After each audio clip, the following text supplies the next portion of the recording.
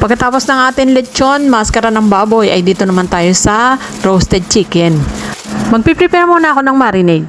Maglalagay lang ako ng 1/4 cup soy sauce, yung isang ulo ng bawang, tapos imimins nyo lang, tsaka 5 pirasong kalamansi.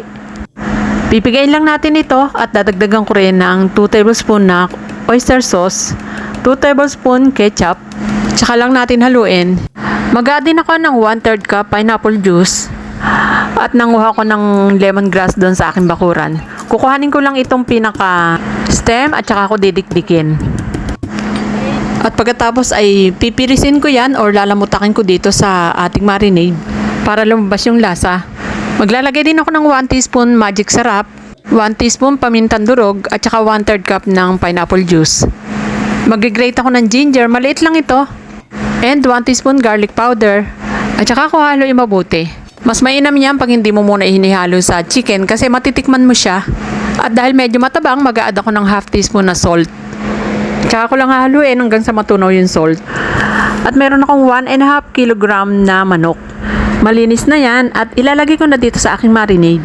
Palagi ko rin itong babaliktarin para ma-marinate yung likod at saka yung sa side ng pitso. Tatakpan ko lang ito at ilalagay ko sa rep, pero bago ako matulog ay ibabaliktad ko uli yan. So ito na yung kinabukasan.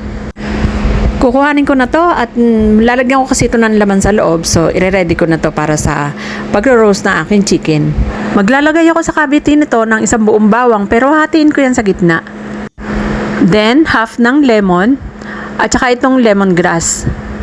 Yan, lalagyan natin ng lemon at saka lemongrass para hindi masyadong malansa yung ating chicken. Okay, ready na to. This time ay ito namang air fryer ko ang gagamitin sa pagro-roast na aking chicken.